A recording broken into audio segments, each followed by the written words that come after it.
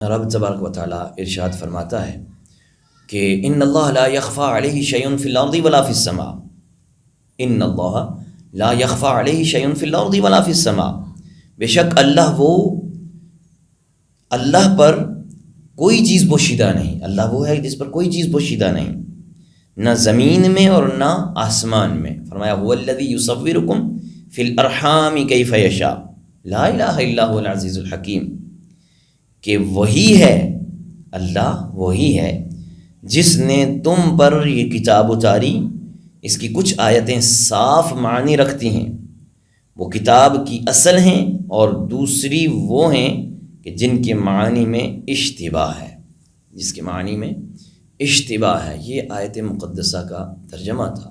اب اس کا تفسیری خلاصہ تفسیر نعیمی میں کچھ اس طرح ہے کہ اللہ کی وحدانیت اور اس کے سوا کی ابدیت پر بے شمار دلائل کام کیے اور ہو چکے۔ اب جو کوئی جان بوجھ کر ان نشانیوں کا انکار کرے اور عیسیٰ علیہ السلام یا کسی اور کو خدا کا شریک مانے، اس کے لیے سخت عذاب ہے۔ اللہ وہ غالب ہے کہ اس پر کوئی غالب نہیں، اللہ وہ غالب ہے کہ اس پر کوئی غالب نہیں آ سکتا، جو چاہے کرے، جو چاہے فیصلہ فرمائے، سخت بدلہ لینے والا، اسے بدلہ سے کوئی روک نہیں سکتا۔ فرمایا کہ اے بے وقوفو، عیسیٰ علیہ السلام یا کوئی اور دوسرا خدا کیسے ہو سکتا ہے؟ عیسیٰ علیہ السلام ہو یا کوئی دوسرا، وہ کیسے خدا ہو سکتا ہے؟ رب کی شان تو یہ ہے کہ اس سے آسمان و زمین کی کوئی چھوٹی بڑی فی الحال یا آئندہ ہونے والی کوئی چیز پوشیدہ نہیں۔ اللہ وہ ہے، اس سے کوئی بھی شے پوشیدہ نہیں۔ یہ وسعت علمی اس کے ساتھ ہی خاص ہے۔ اگر اس نے اپنے فضل سے کسی کو کچھ علم غیب عطا فرما دیا تو اس سے وہ خدا نہیں بن سکتا جس کو علم غیب عطا فرمایا، بلکہ وہ بندہ ہی رہے گا۔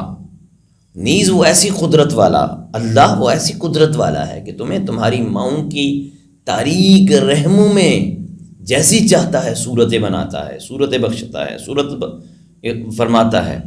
کسی کو لڑکا بناتا ہے تو کسی کو لڑکی بناتا ہے، کسی کو کالا بناتا ہے تو کسی کو گورا بناتا ہے، کسی کو خوبصورت بناتا ہے تو کسی کو بدصورت بناتا ہے، کوئی کامل ہوتا ہے تو کوئی ناقص ہوتا ہے، نیز کوئی سفرادی ہوتا ہے، سفراوی، اور کوئی بلغمی ہوتا ہے، کوئی اندھا ہوتا ہے تو کوئی آنکھیارا ہوتا ہے، کوئی گھنگا ہوتا ہے تو کوئی نہایت تیز بولنے والا، کوئی بد نصیب ہوتا ہے تو کوئی خوش نصیب ہوتا ہے۔ وہ غرضے کے تخم ایک زمین کا، تخم ایک زمین ایک، مگر پھل مختلف۔ یا یوں سمجھو کہ مادہ ایک، سانچہ ایک، مادہ بھی ایک، سانچہ بھی ایک، مگر اس میں ڈلنے والے بندے مختلف۔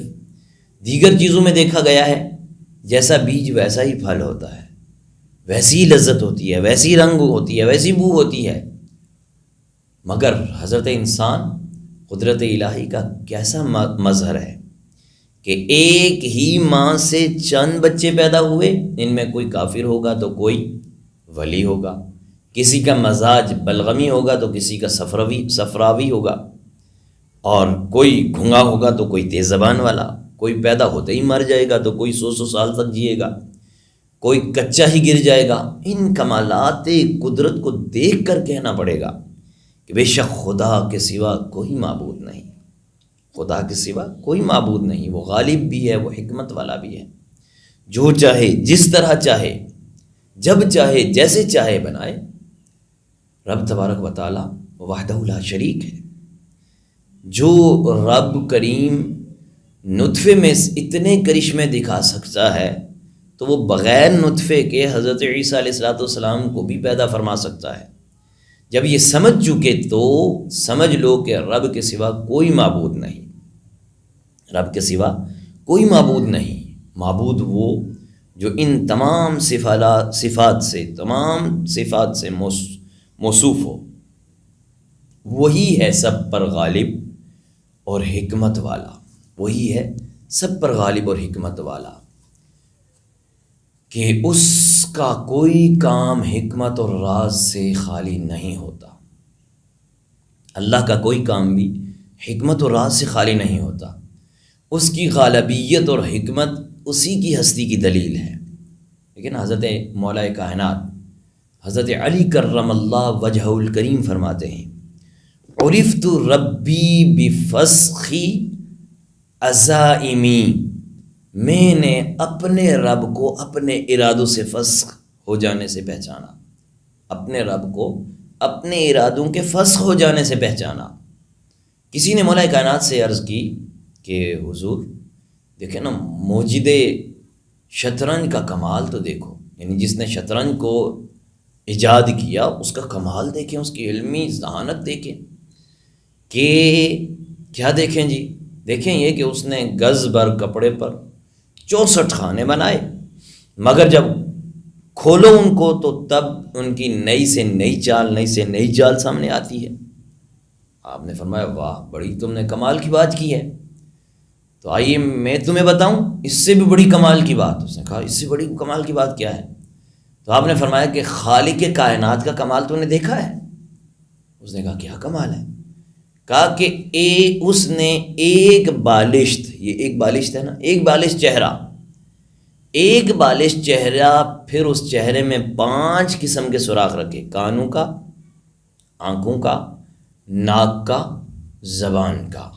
فرمایا کہ یہ 5 قسم کے اس نے آپ کے سوراخ رکھے، 2 آنکھوں کے، ایک منہ کا، مگر ان کی دیکھا جائے تو نقشے الگ، ان کے کام الگ، ان کا سارا سسٹم ہی الگ ہے۔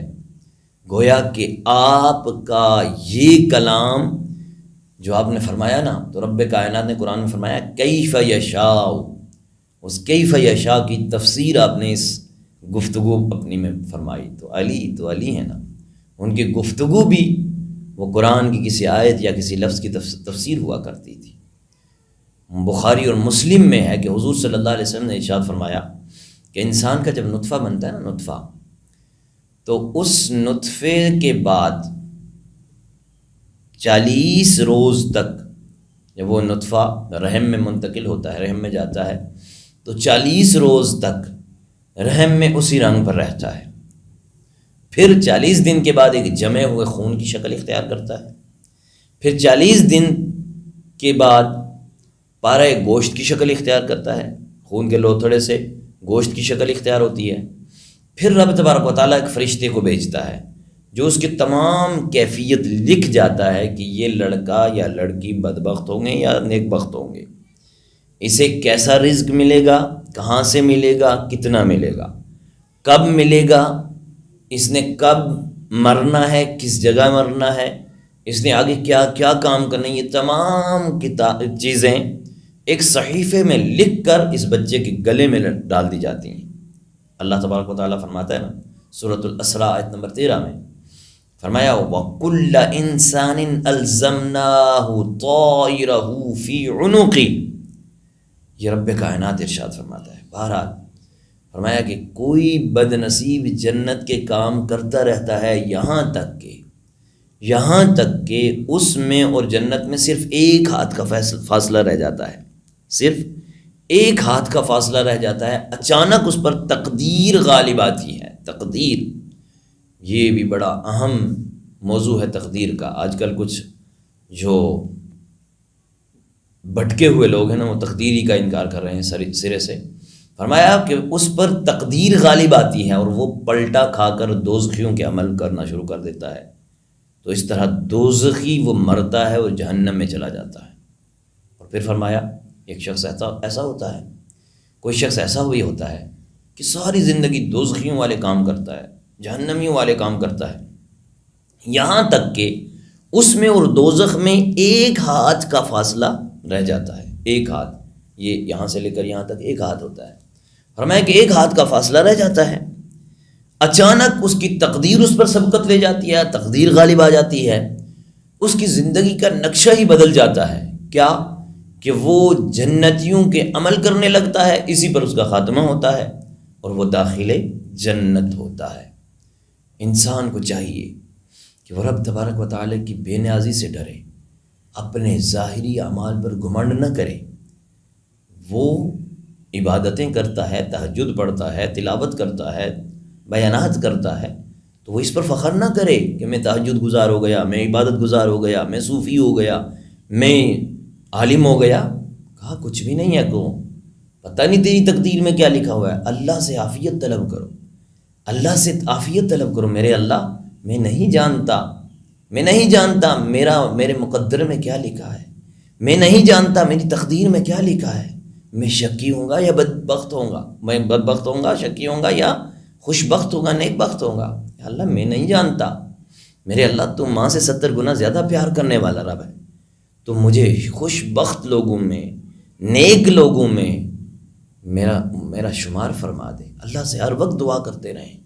اللہ کریم ہے، وہ کرم فرمانے والا ہے، وہ رحم فرمانے والا ہے، اس کی ذات بڑی عظمت والی ہے، وہ بڑی بلندیوں والا ہے، اس سے ہر وقت مانگتے رہنا چاہیے، کبھی بھی اس سے مانگنے میں ایک لمحے کے لیے بھی غفلت نہیں کرنی چاہیے۔ اگلی آیت ہے آیت نمبر آل عمران کی، هو الذی انزل علیک الکتاب منہ آیات محکمات ہن ام الکتاب واخر متشابہات فاما الذین فی قلوبہم زیغ فیتبعون ما تشابہ منہ ابتغاء الفتنة وابتغاء تأویلہ وما یعلم تأویلہ الا اللہ والراسخون فی العلم یقولون آمنا به کل من عند ربنا وما یذکر الا اولو الالباب۔ یہ آیت مقدسہ، اس کا ترجمہ کچھ اس طرح ہے۔ اللہ وحدہ لا شریک فرماتا ہے، هو الذی انزل علیک الکتاب منہ آیات محکمات ہن ام الکتاب واخر متشابہات۔ فرمایا وہی ہے جس نے تم پر یہ کتاب اتاری، اس کے کچھ آیتیں صاف معنی رکھتی ہیں، وہ کتاب کی اصل ہیں، اور دوسری وہ جن میں معنی میں اشتباہ ہے۔ فرمایا فَأَمَّا الَّذِينَ فِي قُلُوبِهِمْ زَيْغٌ فَيَتَّبِعُونَ مَا تَشَابَهَ مِنْهُ ابْتِغَاءَ الْفِتْنَةِ وَابْتِغَاءَ تَأْوِيلِهِ، تو وہ لوگ جن کے دلوں میں ٹیڑھا پن ہے، وہ لوگوں میں فتنہ پھیلانے کی غرض سے ان آیت کا غلط معنی تلاش کرتے ہیں، اور غلط معنی تلاش کرنے کے لیے متشابہہ آیتوں کے پیچھے پڑے ہوئے ہیں۔ فرمایا وَمَا يَعْلَمُ تَأْوِيلَهُ إِلَّا اللَّهُ، حالانکہ ان کا صحیح مطلب الا اللہ، اللہ کو ہی ہے۔ والراسخون فی العلم یقولون آمنا به، اور پختہ علم والے کہتے ہیں کہ ہم اس پر ایمان لائے۔ کل من عند ربنا وما یذکر الا اولو الالباب، کہتے ہیں کہ یہ سب ہمارے رب کی طرف سے ہے اور عقل والے ہی نصیحت مانتے ہیں، عقل والے ہی نصیحت مانتے ہیں۔ یہ آیت مقدسہ کا ترجمہ تھا۔ اب خلاصہ تفسیر کیا ہے؟ فرمایا وہ اللہ ایسی قدرت والا ہے، وہ اللہ ایسی قدرت والا ہے جس نے آپ پر اے محبوب صلی اللہ علیہ وسلم یہ قرآن اتارا، آپ پر یہ قرآن اتارا، اور پھر فرمایا کہ جس کی سب آیتیں یکساں نہیں بلکہ بعض آیتیں محکم ہیں جن میں احکام بیان ہوئے، جن کے معنی بھی صاف ہیں اور ان کی مراد بھی واضح ہے۔ یہ قرآن میں اصل آیتیں ہیں جن کی طرف حلال اور حرام اور احکام شرعیہ میں رجوع کیا گیا، اور یہی شریعت کی اصل ہے۔ پھر فرمایا اس کے علاوہ کچھ آیتیں متشابہ ہیں، کچھ آیتیں متشابہ ہیں جن کے معنی واضح نہیں ہیں، ان کا مقصود ظاہر نہیں ہے، ان میں بہت اشتباہ ہے۔ پھر لوگوں میں چند قسم کے ہیں جن کے دل میں کجی ہو، جو سیدھے راستے سے ہٹے ہوئے ہیں، وہ تو محض فتنہ پھیلانے کے لیے قرآن کو جھٹلانے اور آیات قرآنیہ میں تعارض دکھانے کی غرض سے نیز قرآن کو اپنی رائے کے مطابق بنانے کے لیے محکم آیتوں کی پرواہ نہ کرتے ہوئے متشابہات کے پیچھے پڑے رہیں گے، یعنی جن کا احکام، جو آیتیں احکام کے لیے ہیں، اقیم الصلاۃ وآتوا الزکاۃ، نماز قائم کرو، زکوٰۃ ادا کرو، اسی طرح وبالوالدین احسانا اما یبلغن عندک الکبر احدہما او کلاہما فلا تقل لہما اف ولا تنہرہما وقل لہما قولا کریما. یہ آیات محکمات ہیں، ان کی طرف جانے کے بجائے متشابہات، جن میں متشابہ ہے، جن میں واضح احکام نہیں، واضح نہیں ہیں، تو کہا کہ ان کے پیچھے پڑے رہیں گے. کہا کہ جیسے نیز قرآن میں اپنی رائے کے مطابق بنانے کے لیے یہ اس طرح کا کرتے ہیں، جیسے کہ یہ نجران کے عیسائی اور دیگر گمراہ فرقے اس میں اسی طرح کرتے تھے. حالانکہ ان متشابہات کے حقیقی معنی اور صحیح مقصود خدا کے سوا کوئی نہیں جانتا، یا وہ جانیں جسے اپنے کرم سے اللہ تبارک و تعالیٰ نے نوازا ہے. اور علم متشابہات جنہیں عطا فرمائے ہیں وہ نبی ہیں، وہ رسول ہیں، وہ انبیاء، وہ صدیقین، وہ شہداء، وہ صالحین، جنہیں رب نے عطا فرمائے ہیں ان متشابہات کا علم. ان کے بغیر کوئی نہیں جانتا. ان کے جو معنی ہیں حق ہیں. کیوں کہ سارے محکمات اور متشابہات کس کی طرف سے ہیں؟ ہمارے رب کی طرف سے.